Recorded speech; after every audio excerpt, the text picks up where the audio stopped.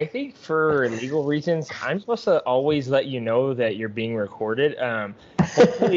Hopefully by now, like you're cool with it. If I give not, you if we my. ever have like bad ties, I'm pretty sure you could probably sue me because like I have like no foot, I have no agreement footage that you say like, hey Antoine, it's cool for you to start filming now.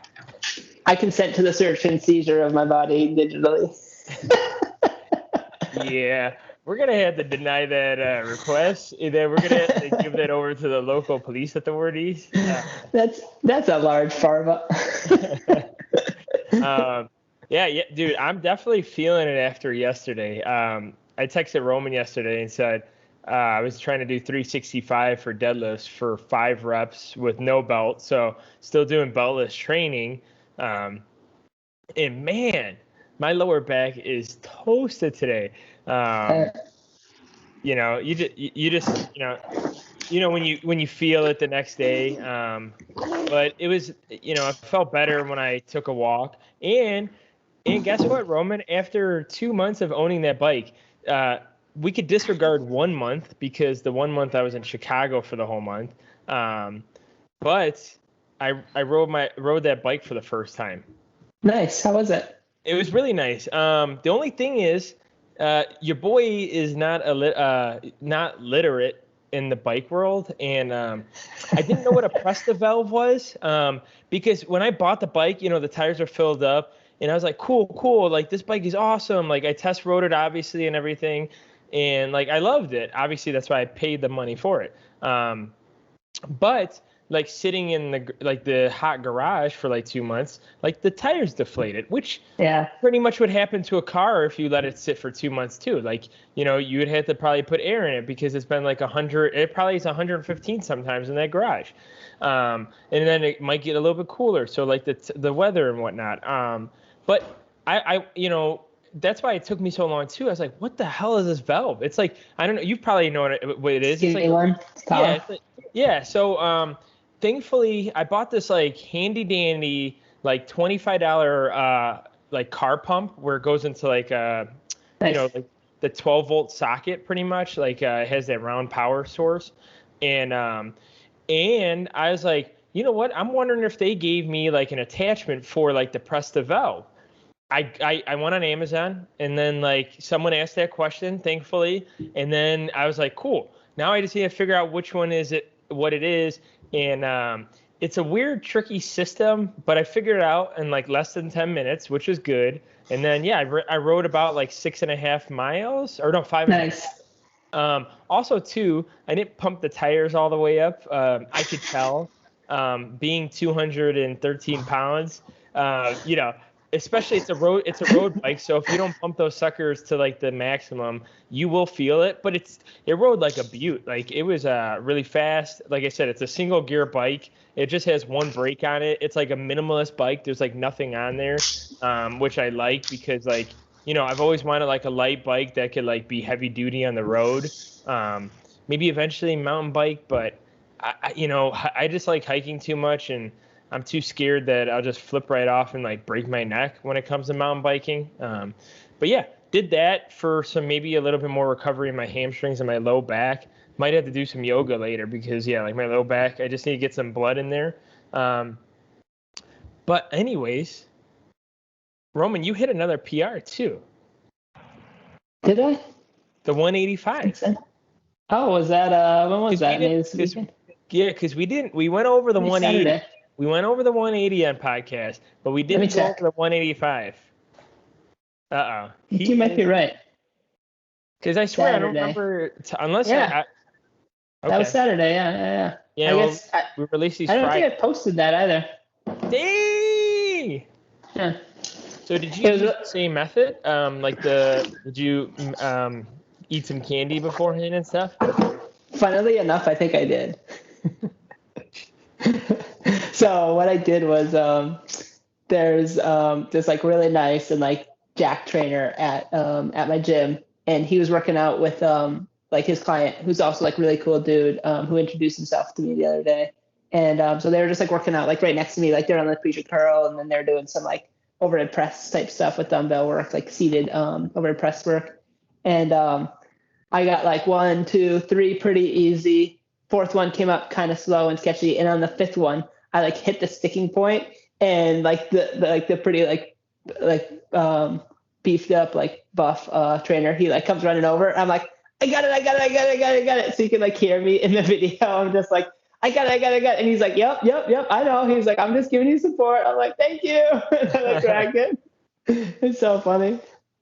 Yeah, I remember once upon a time when I used to bench. Like that's like the best and worst thing about spotters is like, they're there to save your life. Like people have like died under a bench, and like I remember when Sam would spot me, and like as like a person especially that's been lifting for a whole bunch of years that like when you gotta lift.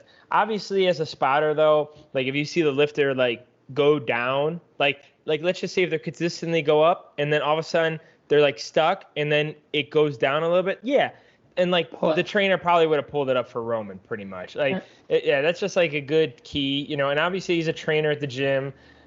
He doesn't want to be that trainer that like overlooked something and Roman got injured, and and then there's a lawsuit against the gym, yada yada yada.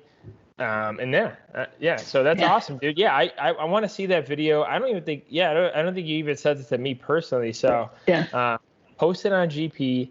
Nice. I gotta start recording my deadlifts more. But see, the thing is, like, every time I do deadlifts, like, there's so many people at the gym. Like on Tuesdays, because I deadlift on Tuesday nights, and like I don't know what it is, but Tuesday I don't work out on Wednesdays, so like usually it's like my off day, so I'll do like recovery stuff, yoga, or just walk. But Tuesdays, like holy cow, and like also Sam's been doing her own thing pretty much. So like I don't know, it just feels weird asking people to record me, which I don't know why I feel weird. Like I met even a lot of people at this gym so far, so it's like I know people at least. Like obviously I'm in a different state, but like once you go to the gym enough times, like 5 days a week, like you meet people, and like obviously like they always see you, and like you always see the gym goers, and you always it's like weird. Like sometimes we have like there's a couple that Sam and I know, don't even know their names, I don't even think they know our names. Like, but we talk to each other. Like yesterday, we were recovering and we're cooling down and stretching before walking back to our apartment. And we were talking to him and I don't know if it's a girlfriend, wife, ex-wife, ex-girlfriend. I don't know what the relationship is between the two, but they talk to us. And it's so funny. It's like it's like I bet a lot of people have this like. I don't think it's a problem, but like you just talk to people. You just like. I don't know. We keep saying like we're gonna ask them what their name is, but we're like, like we see them at the gym for like 25, 30 minutes. It's like, they're much older, but like he looks good. He made us like guess his age, and he's like pretty jacked. Like he doesn't do any like big movements anymore, but like he's like in the upper 50s. But I could kid you not, he looks like late 30s, maybe 40s. Like and he's like in his 50s. Yeah. That's really impressive. That's really cool. His calves are fucking huge. His quads are huge. He's got a big back. He's had like 6 surgeries in his lifetime. So, he's gotten a lot of lifting injuries. So like he did, like I think I talked about this, but he's the guy who, when he squatted, I guess he did so much intra-abdominal pressure that he like broke something or popped something in his like ribs or his lung or something like that. So he doesn't even squat anymore. Like he's so scared to even squat anymore. So, and I'm like, yeah, I've never heard that injury before, but it probably doesn't sound so fun to have, right? No. Oh my God, that's insane. Yeah, he reminds me of like the swole guy on SpongeBob. The guy with like the maybe it's like he's like the surfer guy in SpongeBob. I'm trying to think. I'm not sure, but it's like the surfer guy with like the, defined jawline. You probably know of him or seen him, but anyways, let's how about this? We'll cut there since we're already 9 minutes in. Episode 89. We're one more away from episode 90. Last week, you heard a lot of us updating you, a lot of talking, a lot of good stuff, and a teaser to what we're going to talk about today. But pretty much recap from last week before Roman gets into it, because I know Roman's got a lot of notes, a lot of things to say, and you got to listen to this. But We talked about unilateral, bilateral movements. What is unilateral?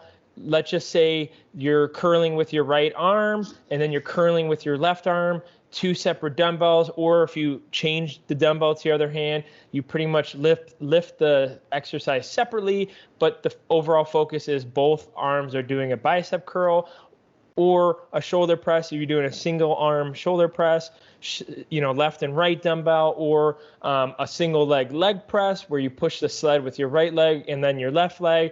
And then bilateral movements, easy enough. If you use like a straight bar or a barbell and you curl the weight for a bicep curl, you're using both arms, both hands. That is a bilateral movement. The leg press, if you're using both legs, that is a bilateral movement. I'm going to shut up now. Roman, go. Yeah. So just for the unilateral, that's just one. So it's not both. It could be, you could have like a dumbbell in both hands. It could still be unilateral. I meant like both, like, like you do right arm curls or left arm curls, like separately, I guess. Yeah. So I wanted to talk a little bit about like an interesting phenomenon that's been like observed, I guess, like in the lab when it's trying to study hypertrophy studies, just like movement science, like that kind of stuff. So it's called the bilateral deficit, or I think they call it BLD. So I just went over like a paper by the NIH, and this is just like a quick breakdown of the definition that I pulled from them. So it's just an observed reduction in the strength when both limbs are used as opposed to unilateral movements and the sum of the two unilateral movements. So this was only observed for like certain movement patterns, and like we'll kind of break it down a little bit and like what populations you could see this in and which populations you're not likely to see it in. So they essentially set up like the leg press where there were groups that were just doing leg press with both of their legs, groups that were just doing it with one leg, then the next leg, and then they had like a control group. I don't even know if I saw like how they compared the control group. Maybe they just like did walking or something. They didn't say so, or at least I didn't see where they said it, or it has escaped me. So that was interesting. And what they observed is that like in the groups that did the two movements where this like quote unquote bilateral deficit occurs, and I'll give an example just so it's like not so abstract, was the leg press and the lat pull down. And I can talk about it a little bit, why that might have been seen. So I created a little example, although funny enough, the paper did call out that like they didn't see it in leg extension, but I think it's easiest to visualize it with the leg extension.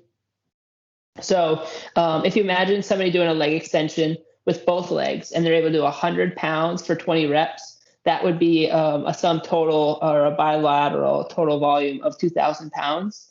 And in contrast, and obviously this is just hypothetical, you can test it for yourself if this is the case. If an individual is able to do 60 pounds for 20 reps for each individual limb, so both the right leg as well as the left leg so leg extension, so it's working like the quad muscles, that's an overall amount of total volume of 2,400 total pounds. So most likely this will be like individualistic, the people that experience this and don't.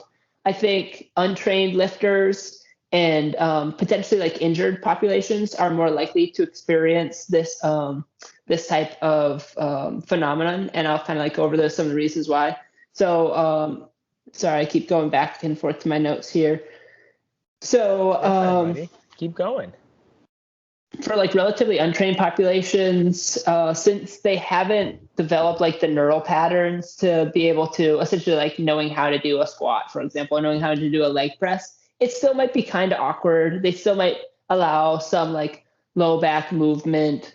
They might have a irregular cadence. So they might let the weight down really, really fast, and the trainer has to be like, oh, stop. And they stop the weight, and then they're like, okay, press, and they press the weight. And, they push really hard, but because they haven't grooved in that movement pattern, their brain connecting to their quads, for example, or their glute max, so their butt muscles, it's not firing on all cylinders for untrained populations because they just haven't grooved that pattern yet. They haven't created those neural connections where you know how to like explosively like force the weight during the concentric and then control the weight on the eccentric, maybe hold isometric somewhere so that you can standardize your form. And then another population that I could believe that you could see this in, and this is with the NIH population. I believe like the median age was like 57 years old. And it was, I believe they were relatively untrained. And it was like a group of women that were performing this. So one of the reasons why I think you might have seen this in this population is if they do have some type of like a more extensive injury history, because they were on the older side, you know, they weren't 18-year-old women, they weren't 18-year-old like males. They were I think median age of 57, so they're on the older side. Sorry, lady, if you're in like 57 or up. I'm not saying you're old. I'm just saying relatively older than 18. Not trying to offend anybody. So yes. yeah, exactly. So having a more extensive injury history, and thus they've created greater likelihood of adaptive behaviors. So essentially, what that means is, let's say that somebody had a low back issue, highly common. It's something like 90% of Americans will report debilitating low back pain and will have an adverse outcome because of it. Typically like missing work because their back hurts. How many of you have an uncle that's like, oh, couldn't go to work today because my back hurt? Things have changed a little bit in COVID. There's a lot of remote work, but people still have to go to work, of course.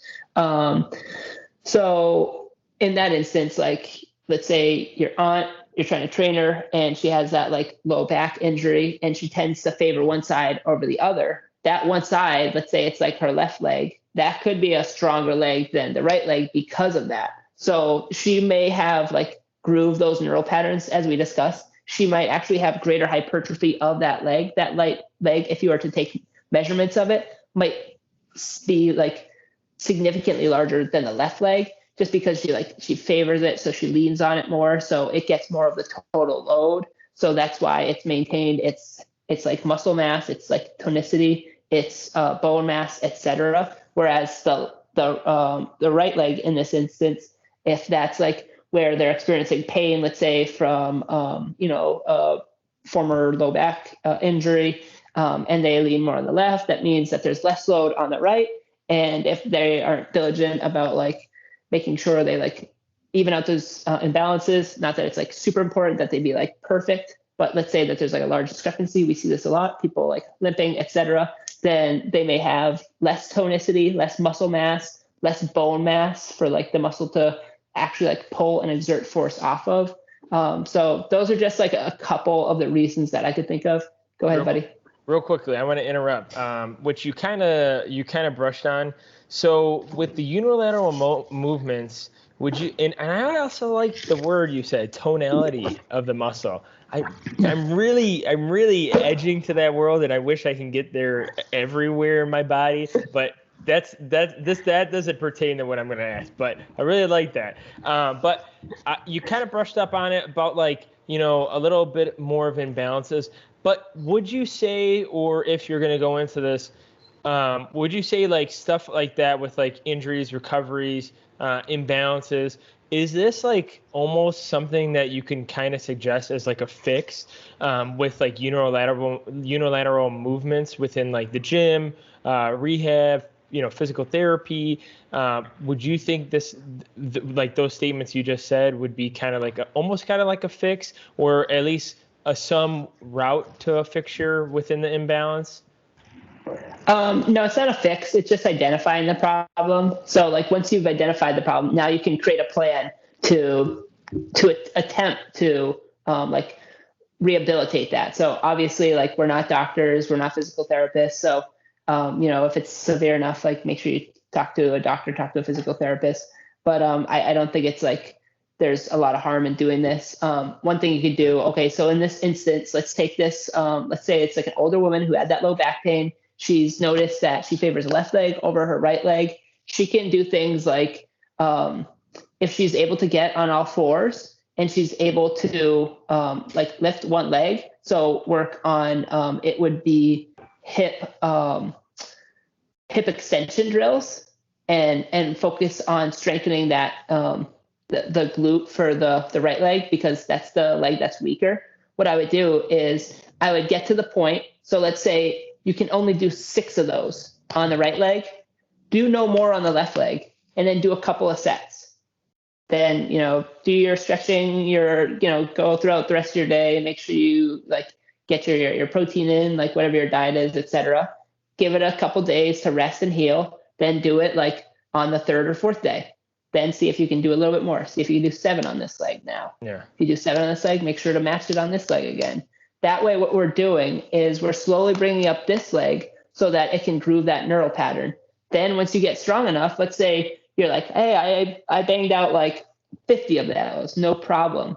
Well, why don't you go into a glute bridge, for example, at that point? So you could just do like a frog pump. You could do it where your back's elevated on like a couch or something along those lines. Yeah. Totally doable. And you can create your own like plan of action from there, and you could start doing that right away. Once again, if it's like severe enough, you have like bulging disc or something along those lines, if you have like like a spinal cord injury, like I'd recommend that you talk to a physician. But if it's like an old nagging like injury, then like ask yourself, like, what harm could this cause? And if like your doctor, your physical therapy gives you like your physical therapist gives you the go ahead, then these are like great drills to start to troubleshoot. Obviously, like we're giving like a very pointed example, but it could be the same thing with like the arm, for example. You experience like some degree of like elbow joint pain. Who was it? SSD Abel. What's his real name? I think his name is Abel on in real life, but he's SSD Abel on Instagram. He talks about how like various machines will cause different degrees of like torque at different angles. So he was talking about like for people that experience elbow pain, it might be beneficial for them to do more like barbell work lying on a bench as opposed to cable work. Because when you're doing cable work, let's say like overhead tricep extension was the example, many people will report that they have elbow pain. And they'll say that their elbow pain is contraindicated by the overhead tricep cable extension. And one of the reasons is you're at maximum torque about this joint angle at this position here with the cable, because you're trying to lift this whole stack here. Whereas when you're doing it with a barbell and you're lying down, there's almost no gravity against you when the barbell's at this position. So the maximum torque isn't until you get to about a 45-degree angle, give or take. Abel goes over it like in much greater detail and kind of goes over the reasons behind it. But like the point I'm trying to make, I'm not trying to get into too much detail. So sorry if I strayed off the path.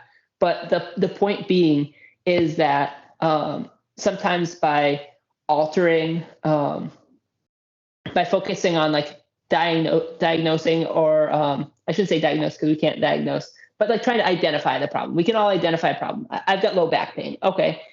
Does it make sense to like lay off it a couple of days? Absolutely. A couple of days, like that's probably the general recommendation by like most physicians, most physical therapists. I can't say definitively, I'm not a doctor, I'm not a physical therapist. Talk to your doctor, your physical therapist, but most likely they'd say like, hey, take it easy for a couple of days. If that doesn't help, if it doesn't start to heal, at that point, like you can ask like, okay, I waited 3-4 days, didn't go to the gym, not getting any better. Let them know, like if it's getting worse, like you might have to go in for something. But if they're like, okay, like let's try some light exercises. At that point, like if you're going to a physical therapist, they should be giving you those exercises. If like for COVID reasons they can't have you come in, then like have them like inform you, okay, like what exercises can I do to like start to rehab this elbow pain? Like I want to get rid of this. Like it doesn't seem like from the MRI, from like, this like test that we had done, that I have any type of structural issue. So like what can be done about like trying to rehab it from like an exercise standpoint? You want to start low and slow and like work your way up, add in like natural progression. But I think that like in many cases, that would be very helpful for individuals. Yeah. And to your first example about like the leg movements, it's interesting enough, like when you brought up this subject about like, hey, Antoine, like what about unilateral, bilateral movements? My dad was like, he's physically disabled and like from work and everything. And he's 61 years old. So, he was like a union guy like his whole life. And like he worked on the railroad and he worked in like a glass factory like that was like over 100 degrees and he had to wear overalls and sweatshirts. So he's done like a brutal like labor like growing up when we were kids. So like his body's like taking like full effect and like being physically disabled and like having a heart aneurysm. You can't really do too much, especially like in the way of the doctor. So, obviously he asked like the doctor what like the maximum things he can do with stuff. But he was letting me know that he was having some like around like the knee area, like the muscle kind of hurt on like his one leg. I can't remember which leg because it was like maybe a month ago. So and then simply what I told him, I'm like, well, because he pretty much his only exercise is like pretty much walking. He can't, like I said, he can't really run. He can't really like ride a bike. He because of the fact that like if something happens to him, that's like, obviously not good. And he's not on the older side. 61's definitely not old. And I preach that to him all the time. He always acts older than he actually is. But pretty much like he was experiencing some issues and, I was like, hey, maybe just lay off for a while. And I honestly, like Roman was saying, like maybe like low exercise, like compatibility within like your structure of your body and your lifestyle. I told him, I was like, hey, well, when you're on the couch, like maybe like every 20 minutes or every 30 minutes or even maybe an hour, whatever doesn't interrupt the pain. I said, well, maybe try to like get up off with one leg. Like say, I forgot what leg it was, but I was like, hey, why don't you try to do like maybe 5 to 6 reps with just that one leg and see if like you can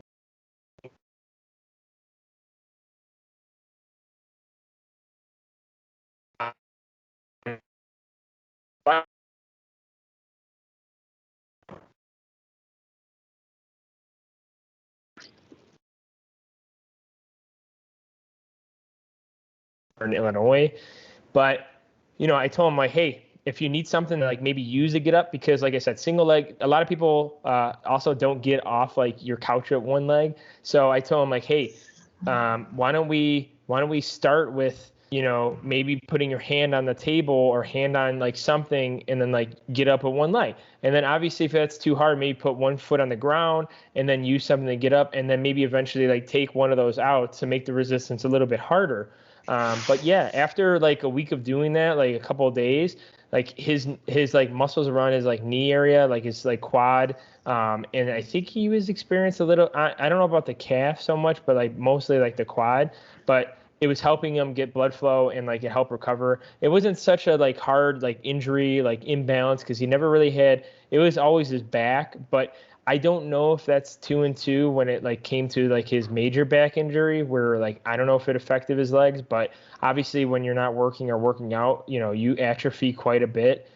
So yeah, that's that is to say like that's like total real life example like Roman was talking about, like maybe getting up on one leg, getting up on both legs, like try to do as much as possible to that one leg that's feeling a little weak, could be injured, but obviously like if he was injured he'd be in a lot more pain. So I knew like him saying like, hey, maybe try to do this, and then it helped, and it's like the littlest effort. It's like just you getting out of the couch, maybe 6 reps with one leg, and that's it. So yeah, that's awesome, buddy. Yeah, I'm really glad that like that worked for him too. That's really cool. Yeah, that's really cool. yeah, and what you were saying kind of makes sense with like untrained like lifters. I know this we're about to be out of time, but when you said something about like untrained lifters, that kind of made sense. It kind of makes me think like, obviously like when you do bicep curls, like, if you're a guy or a girl, you always usually do them unilaterally. So like you could feel the burn with one bicep, feel the burn with the other biceps.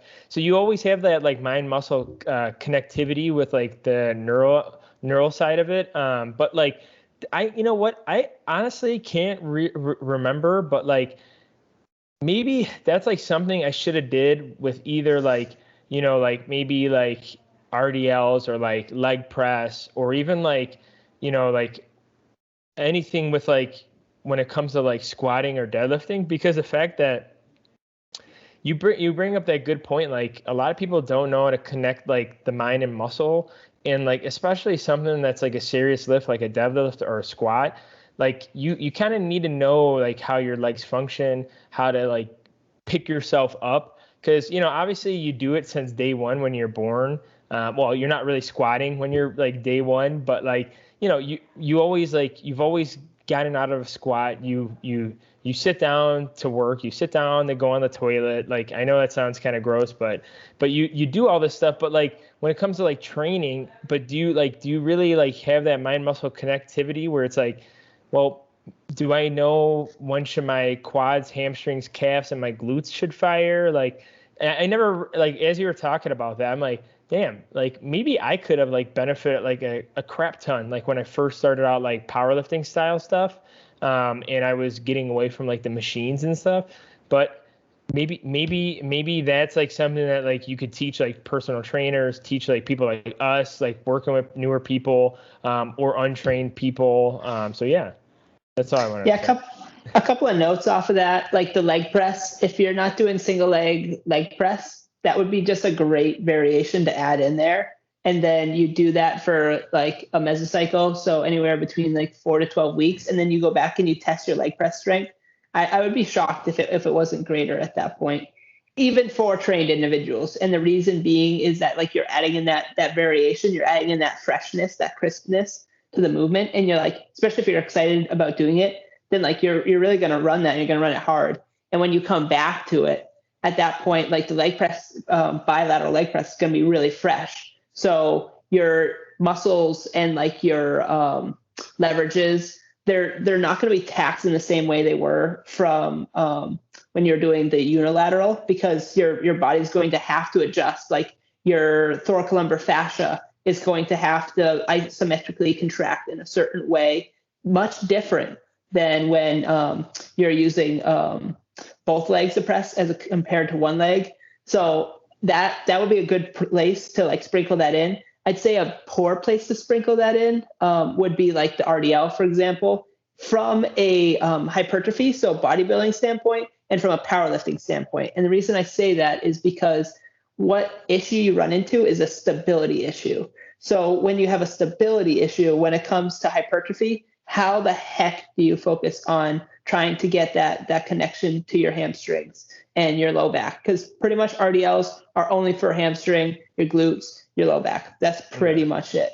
So from bodybuilding, pretty much a no-go. From powerlifting, same thing. You need maximum stability. You need close to maximum mobility so you can get into the most advantageous position. If you start to like encounter mobility restrictions, you can absolutely mask it for a while, powerlifting, but after a while, it's going to come back and bite you in the tukish. From an athletic development standpoint, I think it's amazing. It's amazing. So why would stability be good for athletic development? And you'll see this a lot in people's like training programs, but they'll conflate it working for like other goals. So the reason why it would be good from an athletic development standpoint, how often do you work specifically on developing the hypertrophy of your plantar fascia, the muscle that flexes the foot like this? Who does that? Next to no one. I can almost guarantee you next to no one does that. But when you're in an isometric contraction, as you would be in a single leg RDL, whether it's with a kettlebell, a dumbbell, a barbell, what you're forcing your foot to do is to develop that stability.